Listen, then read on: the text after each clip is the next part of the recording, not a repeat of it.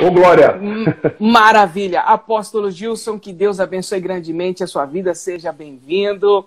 É um prazer, um privilégio estar com a Vossa Senhoria. Deus abençoe. Amém. Louvado seja Deus. Eu quero agradecer a Deus por esse momento. Estamos aqui pronto com... Eu estou aqui com um martelinho com ponta. Tem um martelinho aqui com ponta para quebrar o gesso. Quebrar o gesso dos engessados essa noite. Hoje vai ser uma live de escandalizar, não vai ser, apóstolo? Vai. Meu Deus do céu, eu não quero nem... Olha, eu não quero nem ver os comentários depois. Mas vamos lá. Vamos fazer o que Deus quer. O senhor quer que eu deixe abertos os comentários? Porque as pessoas escandalizadas, elas podem ficar mal. Não, manda bala, deixa aberto e vamos para cima. Lembrando que tem uma caixinha de perguntas aqui com signo de interrogação. Coloque a sua pergunta aí na caixinha para que nós possamos então estar identificando, porque elas vão se perdendo ao longo da conversa. Apóstolo, é verdade. O tema de hoje é a Igreja Romana versus a Igreja Bíblica.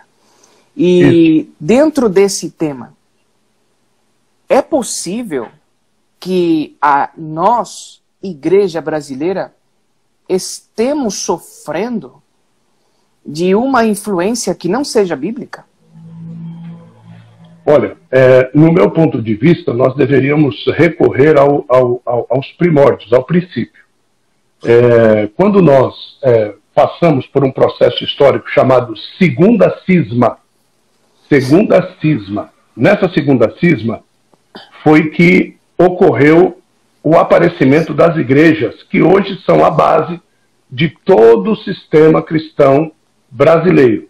Então apareceu a presbiteriana, apareceu a batista, a congregacional, a episcopal, a metodista e todas as outras a partir daí. Estas igrejas, quando nasceram, elas perseguiram um apontamento contrário àquilo que já estava sendo promulgado por Lutero, Zwinglio e todos aqueles outros que fizeram a reforma em 1517, 18 ou 19. Então, estas pessoas que fundaram esses ministérios, lá no concílio da Contra-Reforma, ali na cidade de Trento, foi determinado que essas igrejas elas seriam anátema. Então, hoje, quando falamos dos nossos irmãos católicos, aquele negócio todo, então, automaticamente, nós estamos conversando com quem nos anatematiza. Então, nós somos anatematizados, nós somos anátema para o clero romano. Então, não existe para o clero romano bênção na igreja cristã evangélica, na igreja cristã apostólica, que nós acreditamos que não estava sobre a vida de Pedro, mas estava sobre a vida de Paulo. Porque Pedro ele ficou ligado à igreja da Judéia, lá em Jerusalém, e Paulo é que foi para as nações, e através de Paulo é que nós temos os ensinamentos. Então hoje, se nós estamos abrindo oportunidade, né?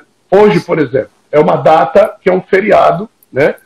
Nesse feriado, nós vimos aí todos os supermercados sendo invadidos, todo mundo comprando peixe, todo mundo saindo da carne, todo mundo achando que porque vai comer peixe vai entrar no espírito, e aquele negócio todo. Então, dentro dessa concepção, nós estamos contaminados, sim. A igreja cristã está contaminada, sim. Por quê? Porque muitos cristãos verdadeiramente vivem, por exemplo, muitas festas do catolicismo são vividos dentro da igreja cristã. Então, essa condição é uma condição muito clara para a gente já começar a colocar diante dos que estão aqui com a gente conectados e daqueles que vão ouvir essa live depois, de que a gente precisa estar muito bem centralizado, porque o nosso prisma principal hoje, Alderi, qual é? O que é uma igreja bíblica? Se nós começarmos, e eu creio que esse vai ser o final da nossa live, o que é afinal uma igreja bíblica? Eu ouvi hoje um vídeo pequeno de Paul Washer falando a respeito de uma igreja bíblica. E ele falava muito claramente a respeito de por exemplo, uma das coisas que acontece, a pessoa levanta a mão dentro da igreja, aceita Jesus, se tiver uma poça d'água, todo mundo vai lá e batiza ele. E a partir daquele momento, ele já se torna membro da igreja. E a partir daquele momento, ele começa a professar aquilo que ele não conhece. Isso não é uma igreja bíblica. se nós não temos discipulado na igreja, isso não é uma igreja bíblica. Então, nós estamos incorrendo no mesmo erro do catolicismo, porque todo mundo diz que é católico. Todo mundo, seja ele espírita, seja ele umbandista, candomblendista, seja ele qualquer sectuário que não tenha uma igreja base como outras denominações, como o budista. O budista ele não diz que é católico, certo? Mas as outras seitas, todas elas, se você perguntar no censo, por que aparece tanto católico? Porque as pessoas não estão firmadas em lugar nenhum, por não estar firmado em lugar nenhum, ele é católico. Só que nós, hoje, não entendemos muito bem esse processo. E nós, hoje, não entendemos o que é ser evangélico, o que é ser gospel, o que é ser crente, o que é ser cristão e o que é ser católico. Então, essa bagunça toda aí, ué. É isso. Uau. O senhor tocou pontos muito fortes, assim, já de explodir a mente. Porque o senhor já tocou questões históricas. As questões históricas, elas são muito importantes, porque hoje nós estamos acostumados a repetir aquilo que foi ensinado. E a base da nossa igreja brasileira, e nós não podemos negar isso, a base da nossa igreja brasileira tem sido muito a Assembleia de Deus, tem sido todas essas igrejas, né? Aqui é o do Centenário, e as que vieram após isso. Temos como costumes repetir e dar seguimento àquilo que pessoas importantes e de poder e de governo ensinaram anos atrás. Agora, ninguém questionou se isso estava na Bíblia ou não. Ninguém perguntou, mas essa regra, ela tem validez bíblica, sim ou não? Não importa. Foi fulano que ensinou, foi a igreja tradicional que deu seguimento, e então isso foi ao longo do tempo. E algo interessante que o senhor colocou sobre a Igreja Católica, nós, como cristãos, estamos acostumados ao conceito de corrigir o catolicismo. Nós colocamos o catolicismo como base da fé que está quebrado e eu preciso corrigir o catolicismo. A minha guerra, muito da guerra hoje do cristianismo é converter o católico. Ou seja, o católico ele tem bases, aparentemente, o que segundo, né, o conceito tradicional, e então o cristão, nesse mesmo conceito, vai pegar o católico e corrigir o católico. Porque o foco é converter o católico. Por quê? Porque o católico ele está perto da verdade, segundo esse conceito, mas ele ainda não está lá. Então, nosso foco é contra o católico dentro do conceito geral, e isso é algo que vem desde os séculos atrás. Porque nós temos Lutero sendo católico roxo mesmo. Só que o camarada, ele leu a Bíblia. Ele decidiu ler a Bíblia e falou assim, gente, tem aqui um negócio aqui que está meio estranho. E então ele colocou as teses, ele então definiu, ele confrontou e ele trouxe então ele decidiu uma separação. Quando ele inicia... O católico, que era o tal do Lutero roxo, ele achou um Alexandre Latoeiro na vida dele chamado Tetzel.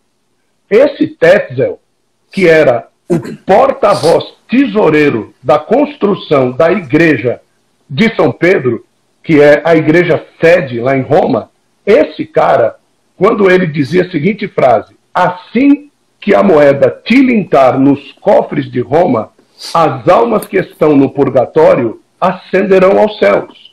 Então, quando Lutero ouviu isso, ele arrepiou dos pés até a cabeça e dentro das próprias aulas dele, dentro do lugar onde ele era professor, ele começou já a pregar contra aquilo que estava errado. Então Lutero identificou. E se nós identificarmos e entendermos as bases pelas quais as coisas foram mudando dentro do catolicismo, nós vamos entender também que a igreja cristã não saiu de dentro do catolicismo. As pessoas pensam que nós saímos Alderir, de dentro do catolicismo. Mas Paulo, ele nunca entrou no catolicismo. Se eu sou uma igreja apostólica, eu nunca fui uma igreja católica. Entende? Então, isso que você falou é uma coisa fantástica. Não é? Se eu sou apostólico, eu nunca fui católico. O povo esquece que tem história da igreja antes de Constantino. Porque foi Constantino que se converteu. Constantino se converteu e começou uma bagunça de religião. Ele, então, eu aceitei Jesus, só que meio estranho, tudo mal convertido. Aí ele juntou aqui, juntou lá, juntou o paganismo da religião, a partir de agora a religião do Estado. Ainda não como catolicismo. Anos depois, então, isso se formalizou como Igreja Católica. E então nós temos a evolução da Igreja Católica. Saiu a luterana, saiu a anglicana, saíram os jesuítas, depois saíram o presbiteriano, os batistas, os metodistas, os unitários, o episcopal, o mórmon, o exército de salvação. Então vieram as ondas do pentecostalismo. A primeira onda do pentecostalismo, aonde o Espírito Santo se manifestou, que é a Assembleia de Deus. E daí veio a segunda onda do pentecostalismo, que é a quadrangular, Deus é amor. Veio a terceira onda do pentecostalismo, que é a universal, a mundial e todos desses estilos. Mas o povo, então, ele fica a partir... A igreja começou em católica, e então, de católica, se fez toda a regra do cristianismo. Quando eles esquecem que a igreja, ela vem desde a instalação do ministério de Cristo. Aqui onde que entra o conflito, porque as regras que hoje nós temos como igreja cristã são das guerras e feridas das ramificações do catolicismo. E não da igreja original instalada por Cristo e seus apóstolos. Então nós temos... Vou dar um exemplo bem interessante. Eu tenho aqui um documento que eu ensino no seminário da ceia. Por exemplo, nós temos hoje, já também para escandalizar os que estão nos ouvindo, nós temos hoje a liturgia da ceia, mediante 1 Coríntios 11. Se você fala assim, a ceia, são inclusive 3 temas que você não pode tocar do cristão. A ceia, você não pode tocar a ceia, você não pode tocar o Natal. Se você tocar a ceia do crente, ele desvia e ele te coloca como herege. Se você falar mal do Natal para o crente, ele também entra em conflito com você. E a terceira coisa que eu vou falar agora, porque essa live que vai cair a transmissão. Então, nós temos, por exemplo, o tema da ceia. Eu tenho um texto aqui que o Papa Vítor I, isso é exatamente na época, no IV século. Ele faz um documento onde ele não aceita a seguinte regra da igreja. A regra é, a partir de agora, tudo que estiver relacionado com o judaísmo e cultura judaica fica tirado da igreja. E a ceia, por exemplo, a ceia era a Páscoa. Até esse tempo, a ceia era a Páscoa. 4 cálices, ervas amargas, pão sem fermento, o charuset, a pasta doce, todos estes tempos, a Páscoa em si, dentro do conceito bíblico, isso foi eliminado pela Igreja Católica. E então, eu vou ler aqui rapidinho esse texto que diz assim: nós observamos o dia exato, sem tirar nem pôr, pois na Ásia grandes luminares também caíram no sono, morreram, incluindo João, que foi tanto uma testemunha quanto um professor, que se deitou no peito do Senhor, e Policarpo, que foi bispo e mártir, Trásias, bispo e mártir de Eumênia, que dormiu em Esmirna, ou seja, morreu. Por que precisaria eu mencionar o bispo mártir Sagares, que se deitou em Laodiceia, o abençoado Papiros? Tudo isso era já da tradição católica, só que estes eram personagens que eles começaram a abrir os olhos. e se deitou em Laodiceia, e o Papiros, o Melito, todos estes observaram o 14º dia da Páscoa judaica de acordo com o Evangelho. Todos eles viram que, gente, a gente tem que fazer como a Bíblia diz. Não desviando em nenhum aspecto, mas segundo a regra da fé. Eu também, Polícrates, o menos importante de todos, faço de acordo com a tradição dos meus pais. E meus parentes, outros 7 bispos, sempre observaram o dia em que as pessoas separaram o fermento, pois que os que são maiores que eu disseram, nós devemos obedecer a Deus em vez dos homens. Eu sábio. Meu Deus. Isso foi eu sábio sobre a carta de Polícrates de Éfeso para Papa Vítor I. Isso está na história eclesiástica, no livro 5º, capítulo 24. Foi uma carta confrontando o Papa, porque ele eliminou os conceitos da tradição bíblica da ceia. E a partir deste momento, nós só teríamos a ceia descrita em 1 Coríntios 11.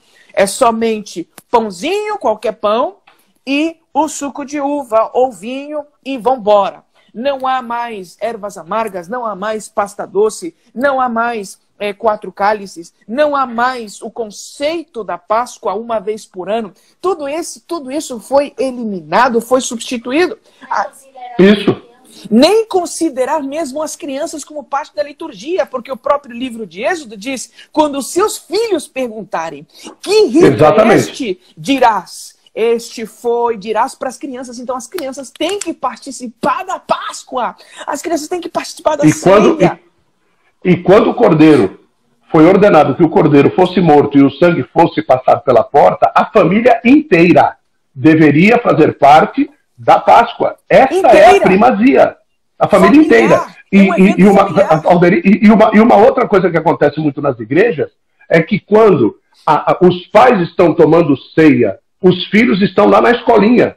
A família não está junto. A família não está junto. Nós temos aqui o costume de pedir para trazer as crianças ceiarem junto com os pais. Glória a Deus. E às vezes isso nós nos tornamos hereges porque criança não pode tomar ceia. Entende? Então esse conceito veio do catolicismo. Exato. Esse conceito veio do catolicismo. A modificação, né, veio do catolicismo. Então, por exemplo, as pessoas perguntam, mas como que as crianças elas vão tomar ceia se elas não entendem? Como que elas vão não entender? Como que elas vão entender se ninguém explica? Se o próprio conceito da Páscoa é, quando os seus filhos perguntarem, responderás assim. Então a Páscoa, ela é um ensinamento obrigatório para as crianças entenderem. Só que no nosso caso é ensinar. Quando as crianças perguntarem o que é a ceia, o que é a Páscoa, ensinareis assim: quando Jesus morreu na cruz e passou pela minha casa, me libertou do meu Egito espiritual, me libertou do pecado. E isso você hoje está desfrutando do ambiente de liberdade, meu filho. E então a criança desfruta desse momento, porque entende, puxa, Jesus passou na minha casa, Jesus tirou a minha casa da escravidão. Então ela tem que tomar a ceia. Só que esse conceito... Deus. Agora veja só, em 1546, no Concílio de Trento, a respeito da hóstia, porque a hóstia foi instituída dentro do catolicismo justamente por causa de toda essa confusão. A condição é que o padre, ele se torna um sacerdote no lugar de Cristo, ele é a pessoa no lugar de Cristo, já que Cristo não está aqui, então ele se torna a pessoa no lugar de Cristo, e olha só o que diz, que sem um padre, o sacrifício de Cristo não teria importância, porque quando o pão passa pela mão do padre, ele se transubstancia em carne e em sangue. E a partir daí, então, é que a hóstia não pode ser mastigada. Por isso que eles fazem a hóstia daquele jeito, para ela grudar no céu da boca. Ela gruda no céu da boca, ela tem que se desfazer sozinha. E dentro desta condição, é a condição de se saber se o católico cumpriu todos os sacramentos. Porque se a hóstia não gruda no céu da boca, automaticamente alguns dos sacramentos não foram cumpridos. Ou ele não confessou os seus pecados, ou ele não pagou por intermédio de missas e acendimento de velas e um monte de coisa por intermédio dos mortos, ou ele não participou das missas, ou coisa desse tipo. Então, o sacrifício de Cristo, ele perdeu essa autoridade de comunhão da igreja, e isso foi transferido para o sacerdote do catolicismo, que é o tal do padre, ou o bispo, ou o cardeal, ou, por fim, o papa. Então, quando o papa determina a palavra ex cátedra, não? Quando ele determina a palavra sentado na sua cadeira da majestade, esta autoridade do papa tem mais valia que a própria palavra de Deus. Sim. Então, presta bem atenção. Será que muitos nichos de conglomerados de cristãos não estão vivendo essa tal autoridade ex-cátedra de que quando esse pastor, esse bispo, esse apóstolo, esse reverendo, esse ancião fala alguma coisa, a autoridade dele é até maior do que a própria palavra de Deus? Será que nós não estamos vivendo? Exatamente o que o senhor está falando é o que... Por isso que eu falei, nós copiamos e queremos corrigir o catolicismo. Em vez de copiar a Bíblia, queremos copiar o catolicismo. Porque o catolicismo tem um líder supremo. Então, no cristianismo, eu quero ter um líder supremo. Só que, graças a Deus, todas as igrejas cristãs, elas não estão submetidas a um homem. Glória a Jesus. Mas, eu como líder supremo da minha denominação, aí sim, eu posso ser o líder, eu posso ser o imperador dela. Eu posso ser o soberano de todas as minhas igrejas. E eu entender que eu sou a solução. Eu sou a solução da minha cidade. O senhor já escutou aquelas frases que uma igreja nova abre na cidade e diz assim, agora sim, a igreja do Senhor chegou em tal cidade. Peraí, nós vamos arrebentar. A igreja agora sempre esteve lá. A igreja sempre esteve lá. Agora você vai se somar à igreja de Cristo que estava lá, mas você, igrejazinha local, só vai ajudar o trabalho da igreja que sempre esteve lá. Então, nós pastores igreja, pastores líderes de igreja, nós gostamos do poder do governo. Vemos isso no outro e achamos isso fantástico. E então, eu quero um poder para mim. Eu vou lhe falar algo que também vai escandalizar um pouquinho aqui. Eu conheço muitos ministérios de mestres. E existe o conflito do poder. O conflito do poder que o mestre, às vezes, ele não alcança. Porque ele é só um professor. Só que ele não tem hoje um domínio forte porque a igreja brasileira, o cristianismo tradicional, ele requer que você seja pastor de igreja com púlpito e muitas pessoas para você ser reconhecido. Então, eu conheço vários ministérios de mestres que tiveram que abrir igrejas para poder ter poder, domínio e nome. Aonde esse não é o seu ministério pastoral. Você vai ver e você vai trazer gente, como que é ele como pastor? Não existe como pastor. Ele é só mestre. Não há cuidado pastoral. Então, esse mesmo conflito nós vemos também no governo da igreja. A igreja católica, a igreja tradicional entende a superioridade de uma pessoa comandando tudo. O pastor da igreja comanda tudo. Mas a Bíblia não tem uma pessoa comandando tudo. Tem 5 ministérios comandando tudo. Exatamente. Porque se um comanda, se perde o assunto. Um não tem a visão. Não tem a visão. Pastor, o senhor conhece aquelas igrejas onde o profeta é o pastor? O profeta é o pastor.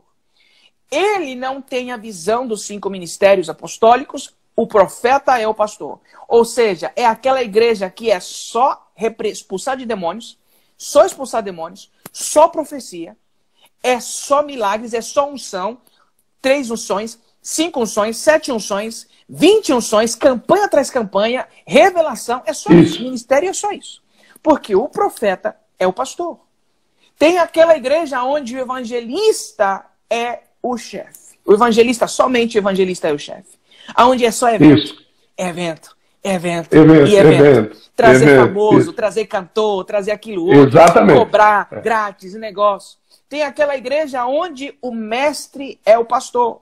Onde é só seminário, só simpósio. Seminário, estudo. Você tem problema? Vai na escola bíblica. Está endemoniado? Vai na escola bíblica. Você está com problema no casamento? Faz o curso de casado para sempre.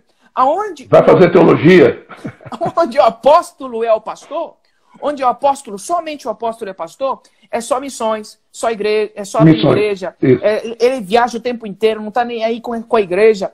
Onde só o pastor é o pastor, é pecado para todo mundo. Por quê? Porque o pastor sozinho, ele passa a mão. O pastor sozinho, ele abraça. O pastor sozinho, ele não confronta. O pastor sozinho, ele não tem voz de autoridade. Então pode pecar, filho. Pode tocar pecando. Pode fazer. Que Deus vai te curar lá na frente. Então não existe a junção da equipe ministerial. E Efésios, Alderi, capítulo 4, sim, no verso de número 12, no verso de número 11, diz assim: ele mesmo deu uns para apóstolos, profetas, evangelistas, pastores e doutores ou mestres. O verso 12, que é o que ninguém lê, diz assim: querendo o aperfeiçoamento dos santos, para que a obra do ministério, não, para a edificação do corpo de Cristo, até que todos cheguemos à unidade da fé e ao conhecimento do Filho de Deus, varão perfeito, à medida e estatura completa de Cristo. Para quê? Para que não sejamos mais meninos inconstantes, levados em roda por vento de doutrina, pelo engano dos homens, e que com astúcia, enganam fraudulosamente. Então, quando nós temos uma igreja fora dos parâmetros bíblicos, nós temos astúcia, nós temos engano frauduloso, nós temos meninos e nós temos ventos que levam gente de um lado para outro. Entende? Então é isso que nós estamos vivendo hoje dentro desse contexto miscígeno da igreja. Quando aquilo que você falou é interessante, por quê? Porque a igreja apostólica, ela nunca deixou de ser apostólica. Mesmo quando em 313 houve essa trazida para Roma, que era o grande império da época, e esse imperador se converteu ao cristianismo, e todas as religiões, para alcançar o favor do imperador, vieram se converter, para que ele também fosse bem visto por todos, ele começou a aceitar de cada clero que chegava com as suas idolatrias, tudo isso foi jogado dentro da panela. Mas eu preciso de um pai para isso. Quem vai ser o pai? Paulo não pode ser, então vai ser Pedro. Vamos pegar Pedro mesmo. Pegou Pedro e todos os papas são diretamente filhos de Pedro. E até hoje... que eles pegaram o cara com mais problema teológico. O cara com mais erro. Tanto é que Paulo resiste na cara de Pedro, dizendo para ele que ele estava jogando dos dois lados, que ele estava no muro, em cima do muro. Pedro era aquela pessoa que teve uma revelação dada pelo Espírito Santo que Jesus era o Filho de Deus, e algumas horas depois Jesus estava expulsando demônio da vida dele, que ele não queria deixar Jesus ir para frente. Então esse é o pai, entende? Que eles elegeram. Mas só que dentro desse conceito, a igreja cristã hoje, ela precisa verdadeiramente entender que nós não precisamos corrigir nada. Entende? A igreja cristã verdadeira, bíblica, nós não precisamos corrigir nada. Não precisamos ganhar o catolicismo. Não, nós precisamos ganhar a alma. A alma que está enganada precisa ser convencida pelo evangelho. A mensagem do evangelho é que salva. E só que hoje, tem uma rádio aqui em São Paulo, e essa rádio leva o título da melhor rádio, porque é o programa mais caro. Chega a ter programas de 30 mil reais por mês, e tem igrejas que pagam 30 mil reais por mês. Mas o que eles arrecadam é 150, 200 mil pedindo dinheiro o tempo todo lá. E eu conheço uma igreja que pediu dinheiro o tempo todo para construir os seus impérios, e o nome dessa igreja é Igreja Católica. Então, dentro dessa concepção, tem uma das igrejas lá que diz assim: fulano de tal, o bispo de São Paulo. Peraí, só tem a igreja dele em São Paulo? Aonde foi que ele aprendeu isso? Isso é miscigenação do catolicismo. Então eu não sou membro da igreja dele para ele ser meu bispo. Entende? Então, isso é uma falta de ética. É uma falta de ética. É quem ouve e diz assim que ele é isso de São Paulo, isso é uma falta de ética. Então nós precisamos verdadeiramente abrir o coração, entender a verdade da palavra e desengessar o catolicismo que está enraizado desde o começo da igreja. Exatamente. Eu costumo falar, e é uma frase assim bem forte, nós hoje estamos vivendo um catolicismo gospel em nossas igrejas. Isso. Porque, assim como o catolicismo tem as suas regras mais fortes do que a própria palavra, nós temos os estatutos mais fortes também que a palavra. Assim como existem os homens, papas, que definem a doutrina da Igreja Católica, nós temos os nossos também, que têm se levantado e que definem a doutrina da Igreja. Eu escutei alguns padres, inclusive isso até não é aceito por alguns que leem a Bíblia, mas os fortes, eles dizem assim, a Bíblia, ela foi feita para a igreja, para ajudar a igreja. A Bíblia, ela foi feita para ajudar a igreja. Então, chegará o momento em que a Bíblia deixe de ser necessária, porque ela é só uma ferramenta para ajudar a igreja. A igreja não foi feita dentro do conceito bíblico, a Bíblia foi feita dentro do conceito da igreja. Então, com essa frase, você coloca a Bíblia como inferior. E isso, hoje, nós estamos ouvindo isso em nosso meio, onde a liderança da igreja estão começando a dizer, isto aqui não é a palavra de Deus. Isto aqui não é tudo palavra de Deus, tem frases de Deus, mas você não tem que se guiar pela palavra de Deus. Mas aí, as doutrinas ensinadas são essas que estão aqui. Mas você não disse que essa não era a palavra de Deus? Então, quando eles vão ensinar algo, é a palavra de Deus. Mas quando vai ser algo que vai confrontar e trazer não, isso não é a palavra de Deus. Não, isso não é a palavra de Deus. Esse é um conflito muito grande. Então, nós estamos tirando a nossa base de comportamento principal. E quem que fica ocupando o lugar como base de comportamento e de doutrina? O próprio mestre. Aí, então, o mestre está dizendo, eu quero substituir a Bíblia pela minha inteligência.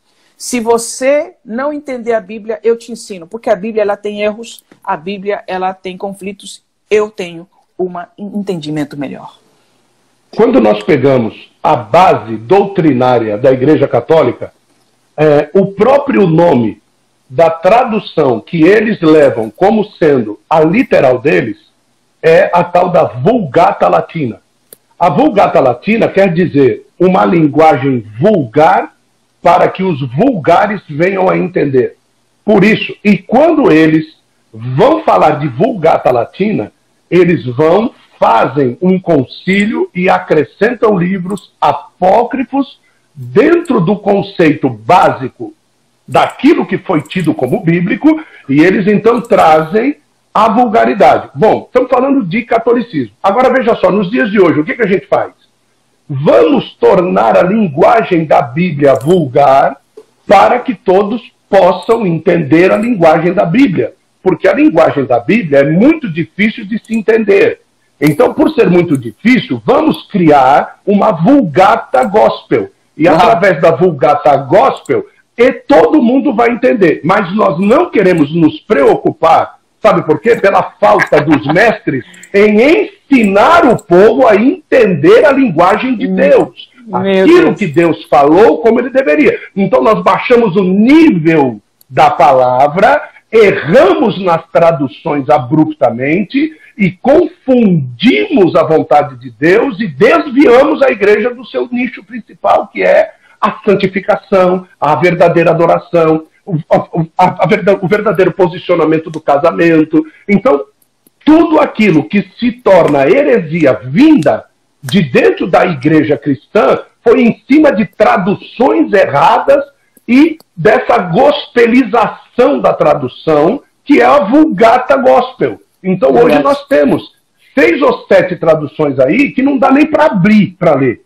Quando você lê a tradução original, a pessoa fica olhando para o lado, querendo saber se é aquele texto mesmo, porque as coisas não batem. Não é a mesma coisa. Então, nós precisamos entender que até na tradução da Bíblia nós estamos copiando o catolicismo. Falando desse ponto de tradução, apóstolo Gilson, a conflito, quando existe poder, existe corrupção. E existe aquela história, né, da sociedade bíblica britânica, antiga, onde ela teve uns conflitos políticos. A trinitariana? Sim, ainda a trinitariana estava junto com ela.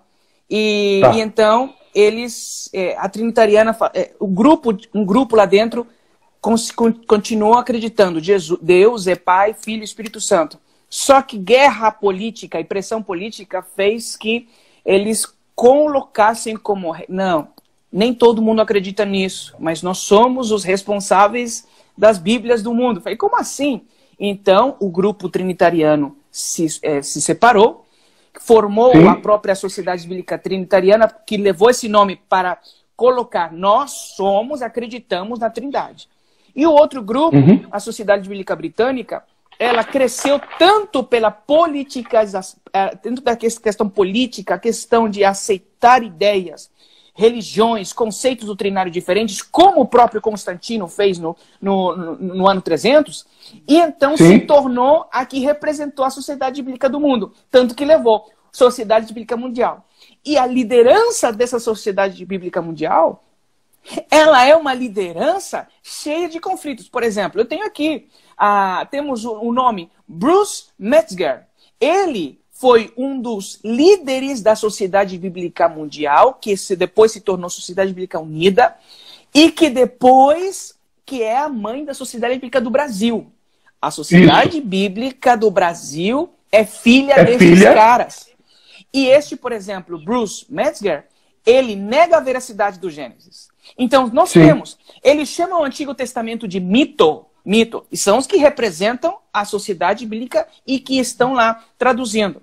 Temos, por exemplo, Carlo Maria Martini, o cardeal, ex-líder da arquidiocese. Ele participa da Organização Católica Nacional de Bispos, onde surge a versão atualizada, uma das versões mais usadas dos evangélicos e que traz modificações do nome de Modificações terríveis. Modificações de que Jesus não é filho, que o Pai não é relacionado a Jesus, Jesus não é Senhor. Temos Eugenida, que ele cria a equivalência dinâmica. Ele sai da equivalência formal da Bíblia e então ele começa a colocar a Bíblia de linguagem coloquial, linguagem simples. É a vulgata dos nossos tempos. Tira a veracidade dos princípios. E aí, esses caras, e a lista é grande, são os chefes da Sociedade Bíblica Unida que estão liderando, que lideraram com a sua doutrina a Sociedade Bíblica do Brasil. E então aí nós temos Bíblias com conflitos, nós temos costumes com conflitos, e quando você vai ensinar a palavra, está lá, seguindo erros teológicos, erros de tradução. Por exemplo, dá um exemplo básico.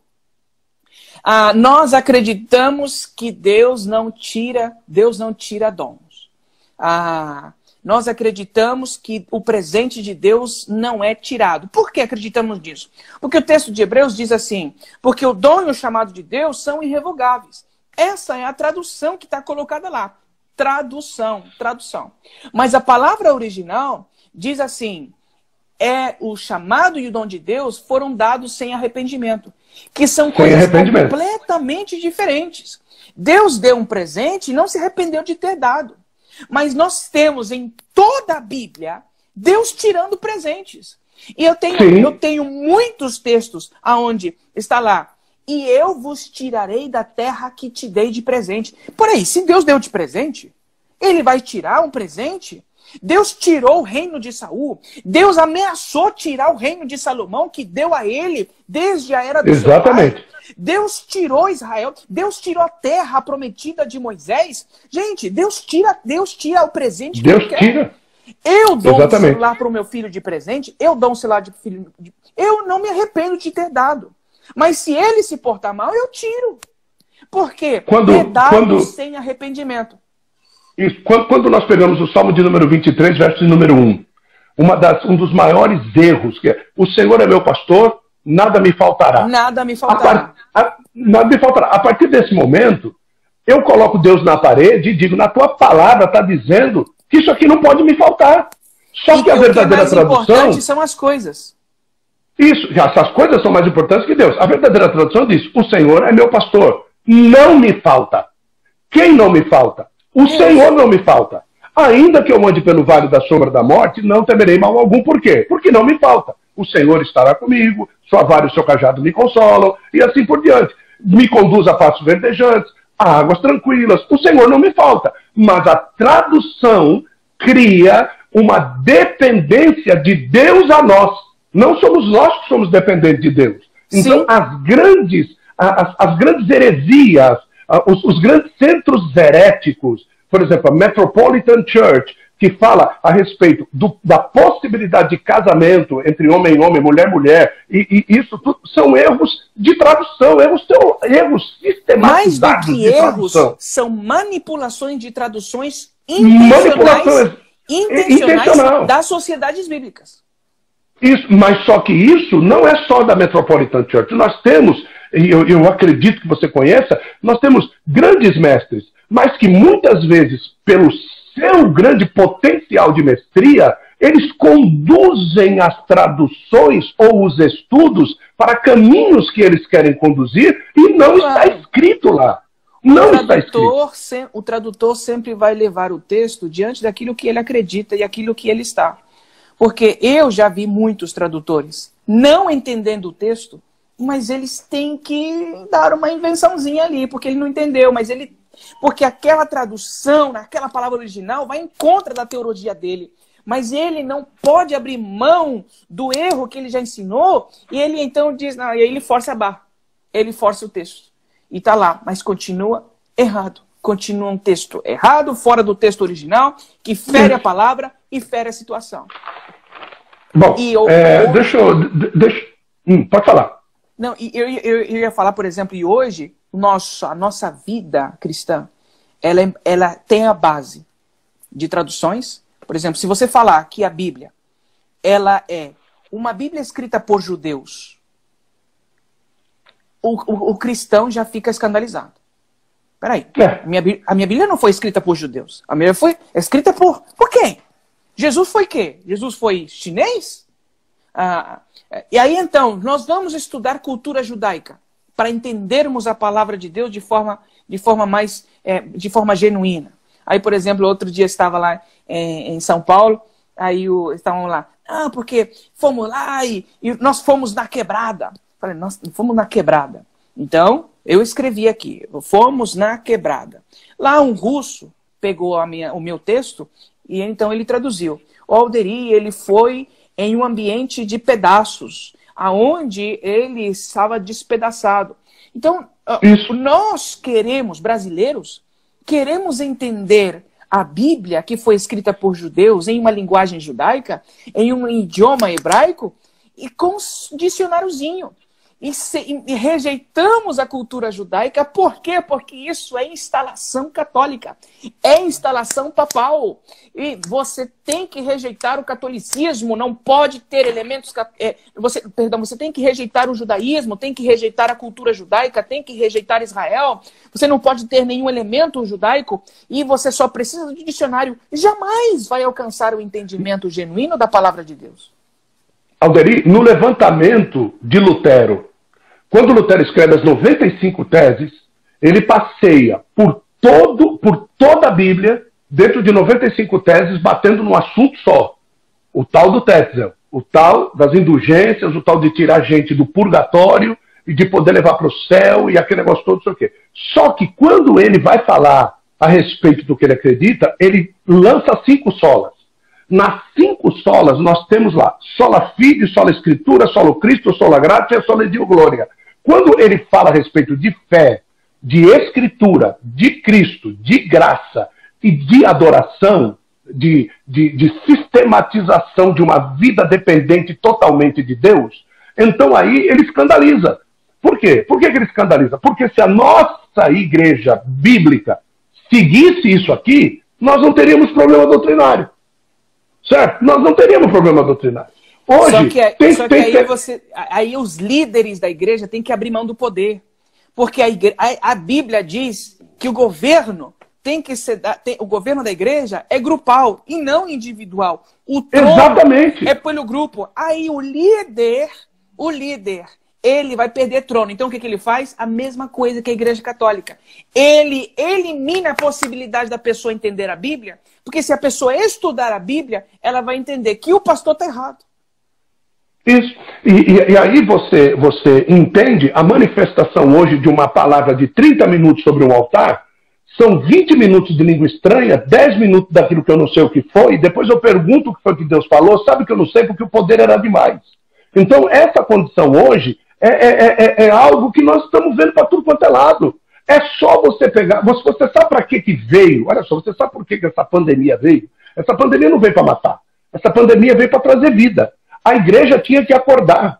A igreja tinha que entender que essas lives que estão se fazendo, presta atenção no que alguns líderes estão fazendo. Que a live que ele faz, o que ele está dizendo é, a live que eu faço pregando para você, você não precisa de mais nada. Então, para que a igreja aberta? Se eu não preciso de sistematização de comunhão, se eu não preciso de orar uns pelos outros, se eu não preciso da comunhão para com o meu próximo, se eu não preciso da socialização da igreja com o mundo através de que transformar, através da metanoia, um mundo que precisa conhecer o Cristo que nós conhecemos em primazia. Então, nós estamos hoje vivendo um momento de que quando abrir as portas da igreja novamente, nós vamos ver a nova igreja brasileira que se chama Os Desigrejados. Porque não vai precisar mais ir. Eu posso dar o meu dízimo por Pix, eu posso dar minha oferta por Pix, eu não preciso mais tomar ceia, porque agora eu compro o pão na padaria e o pedaço de suco e o pastor ora da igreja eu tomo ceia em casa. Pode ser uma fanta de uva? Uma fanta uva, né, um pouquinho de gás, aquele negócio. Então, dentro dessa condição hoje, o que nós estamos fazendo? Hoje, por exemplo, se todos os católicos resolvessem ir para dentro das igrejas católicas, não teria lugar para eles. Verdade. Não teria. Nossa. Verdade. Não teria lugar. Então, todo mundo é católico, mas não precisa ir na igreja católica. Mas eles pagam todos os sacramentos, os desigrejados. E ainda o pastor reclama que está perdendo gente. Por quê? Porque como tudo virou no celular, sempre tem uma live melhor que a sua. Sim, exatamente. Na lista de lives, nesse horário, tem umas 15 lives acontecendo aí no meu celular. Aí você com um botãozinho, você passa para o lado. Não gostei que estão criticando, não gostei que estão confrontando, não gostei que estão falando de pecado, não gostei que estão falando que eu tenho que melhorar, eu vou passar para o outro. O outro está dizendo, você pode, ainda no seu pecado e na sua condição, Deus vai te salvar, Deus vai te livrar. Isso. Opa, esse eu gostei. Aí então, aqui você faz um pix aqui, aí eu faço um pix lá. Aí eu esqueço do pastor. Aí o pastor lá, você me abandonou, você me abandonou, você me deixou. Nunca foi pastor. Ovelha que abandona pastor, entre aspas, abandona. A ovelha nunca foi ovelha desse pastor, esse pastor nunca foi ovelha. Nunca conheceu a Cristo. Exatamente. Nunca conheceu a Cristo, não se converteu, não conhece a palavra de Deus e não conhece voz de comando. Porque a Bíblia diz que a ovelha conhece a voz de qualquer pastor. Não, do seu pastor. Então ela tem um pastor que Deus deu a ela conforme as necessidades psicossociais, espirituais, de caráter, de família. Então Deus direciona as pessoas para o redil correto. Então, quando o pastor é direcionado para um determinado bairro, pelo Espírito Santo. Lembra quando Paulo quis ir fazer uma visita, o Espírito Santo disse para ele, não. Aí ele queria ir, não. Aí, quando chega a noite, Deus envia um sonho para ele e diz assim: meu irmão, nós estamos precisando de você do outro lado aqui, ó. Atravessa e vem nos socorrer. Então, não é aonde o pastor quer, é aonde Deus o envia. E uma outra coisa que eu acho interessante é que, por exemplo, eu estou numa igreja de 6.000 membros. E o pastor da igreja, não, ele atende 6.000 pessoas por mês. Que hora que esse pastor dorme? Porque ele é o pastor. Impossível. Ele é o pastor. É impossível. Então aí você chega lá no livro de Salmos, e no livro de Salmos diz assim: qual pastor que tendo 100 ovelhas, não, se uma delas se perderem, ele vai, deixa as 99 num redil sob guarda, e ele vai lá e busca aquela que se desviou, que se afastou. Um pastor com 6.000 ovelhas, responsável por essas ovelhas, ele poderá identificar uma que se desviou. O pastor, ele visita, o pastor, ele auxilia, o pastor, ele tira carrapicho, o pastor, ele age com cajado, ele age com vara, ele cuida da Tadinho família. Do casamento. Tadinho do casamento. Isso, pastor. cuida do casamento, ele faz tudo aquilo que ele tem que fazer. Eu estava vindo para cá agora e tocou o meu WhatsApp num número que eu não conhecia.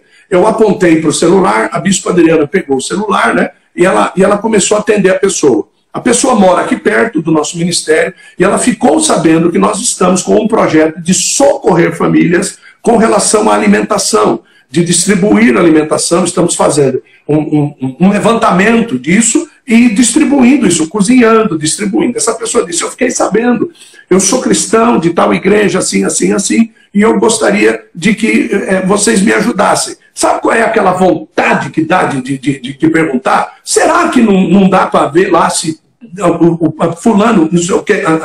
Aí não, aí a bispa foi conversando com ele direitinho, e ele vai vir aqui: olha, nós não temos nenhuma cesta básica agora, mas você me ligue, eu vou tentar levantar tudo aquilo que é necessário, vamos tentar montar uma cesta para socorrer a sua casa, mas se eu não levantar, você vai levar aquilo que tem. Então não é ovelha daqui, mas é ovelha do reino. Eu não sou pastor daqui, eu sou pastor do reino. A igreja de Cristo hoje é reino, ela não é igreja única.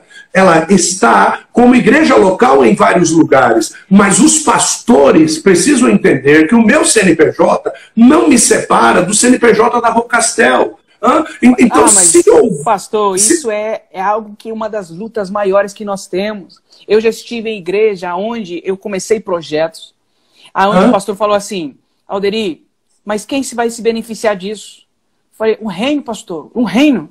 Falei: não, se a igreja não crescer e essas pessoas não ficarem membros da igreja, não funciona. Eu vou estar alimentando outras igrejas? Eu vou estar fazendo crescer outras igrejas? Não. Eu quero que a minha igreja cresça. Tem que ser a minha igreja. Eu falei assim: pastor.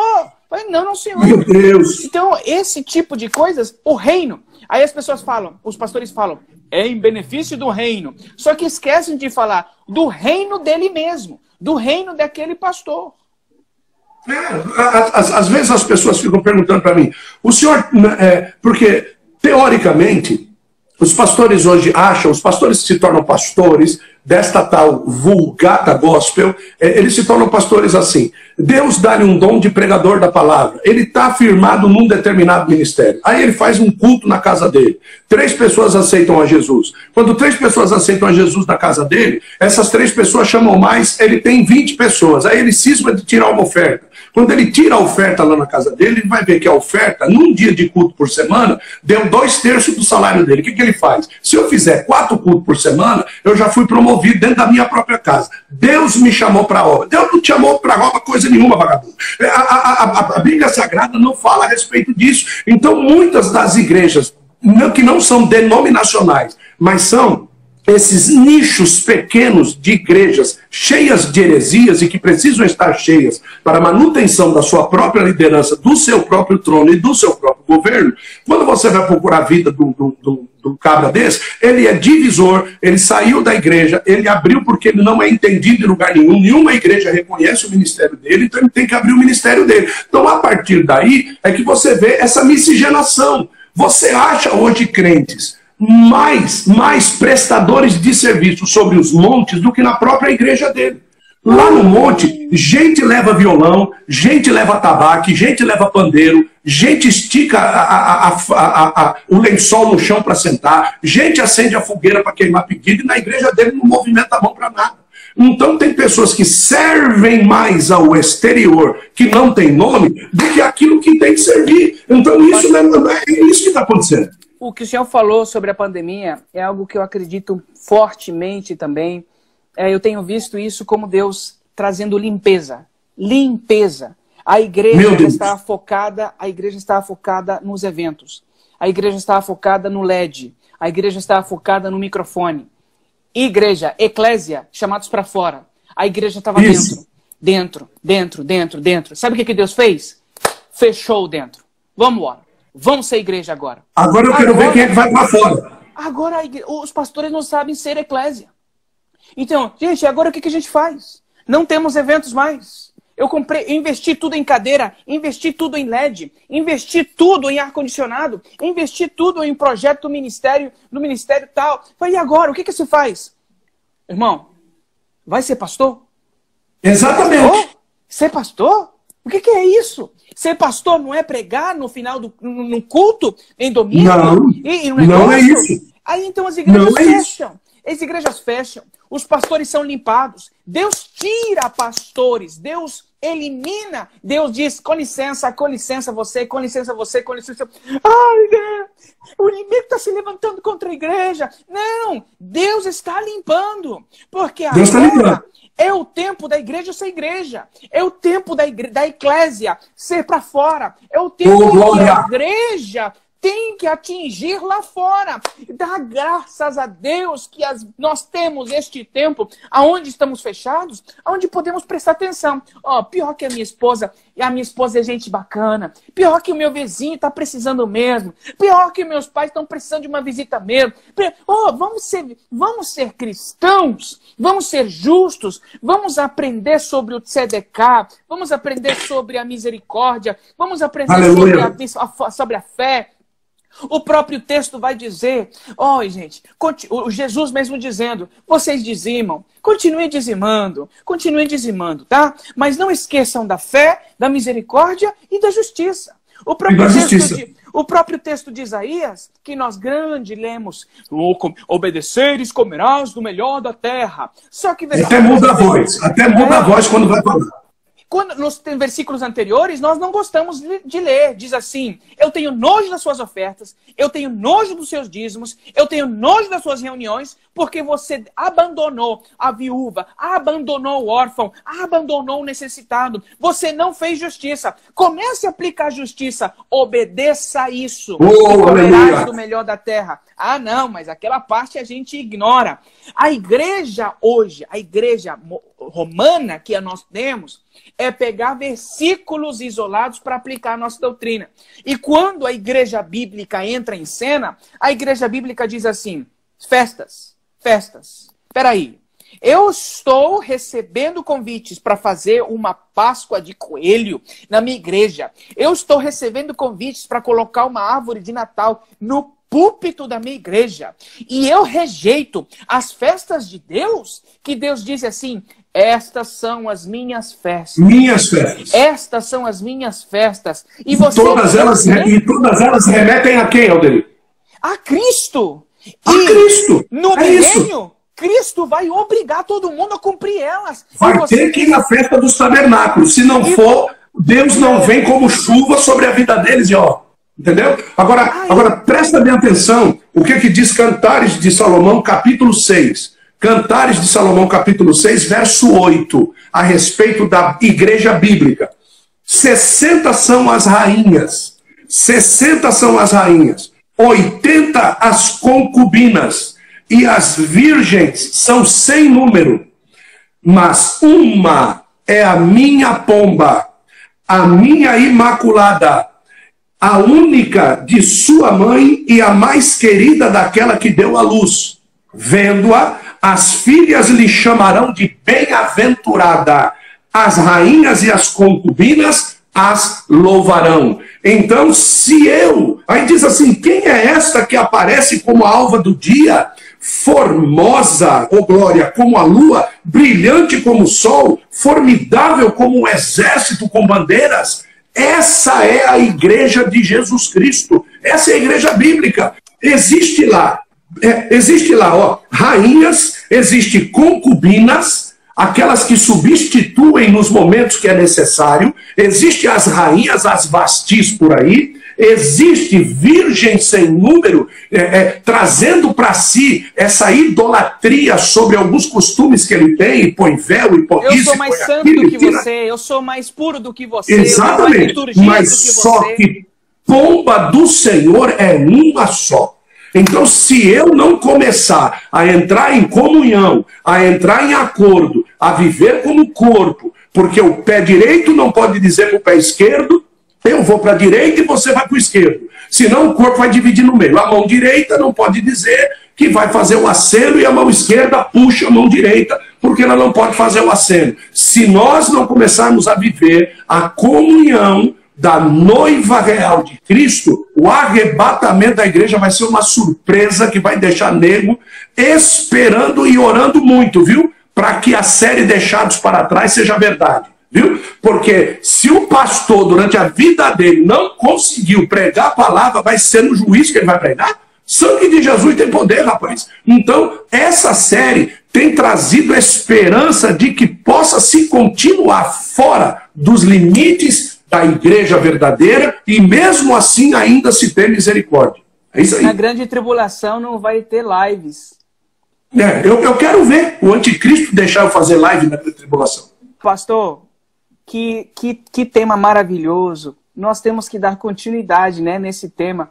Agora, eu acho interessante, pastor, depois darmos continuidade, aplicando agora contra aquelas os conceitos judaicos. Agora, a moda de judaizar a igreja. Aí vão para outro ponto, okay. Mas aí seria um tema bem interessante. Pastor, eu quero lhe agradecer por este momento, agradecer por este compartilhamento da palavra. Foi muito, muito bom. Eu agradeço o seu carinho, a sua amizade. O senhor é uma pessoa que eu reconheço como homem de Deus e parabéns pelo seu ministério, a Bispa Adriana. Grande abraço à família. Que Deus abençoe grandemente. Deus abençoe você, Alderi, Janete. Eu já estou ansioso para conhecê-la pessoalmente. Aqui a Bispa Adriana também. Queremos um dia aí poder tê-los todos dentro da nossa casa, para passarmos alguns dias de conferência aqui, de você e ela pregando juntos, você pregando, ela pregando, você para os homens, ela para as mulheres, todos para a igreja, vai ser uma bênção. E eu tenho certeza, viu, que esse momento nosso aqui dará início a uma série de lives. Eu gostaria muito de estar compartilhando isso com você, para nós falarmos sobre os sectuários, para nós falarmos sobre essas seitas que têm invadido e têm trazido grande influência, né? As seitas afro, os candomblendistas, né? E assim a gente vai entrando. Até manifestações do Espírito Santo que não são genuinamente manifestações do Espírito Santo. Isso, exatamente, né? A tal da tradução das línguas estranhas, aquele negócio todo de que não existe diferença entre as línguas de nações e as línguas do Espírito Santo. Se o diabo conseguisse ter tradução de língua, ele já tinha feito um dicionário, e aí a gente tinha mais nenhum tipo de segredo com Deus, e essas coisas. Então isso precisa que todo o pentecostalismo trouxe tantas coisas que acabou achovalhando, mas nós vamos falar sobre isso. Deus abençoe. Pastor, amei os temas e eu tenho certeza que vamos dar continuidade. Pastor, obrigado. Deus abençoe grandemente a sua vida. O Senhor Você também. Beijo no seu coração, filho. Obrigado os que estão aí participando. Obrigado. A gente vai deixar a live aí. Vamos compartilhar. Vou colocar também no YouTube. Que Deus abençoe. Pastor, vamos então conversarmos para marcarmos outra, tá? Deus abençoe grandemente e até a próxima. Até mais. A paz. Shalom.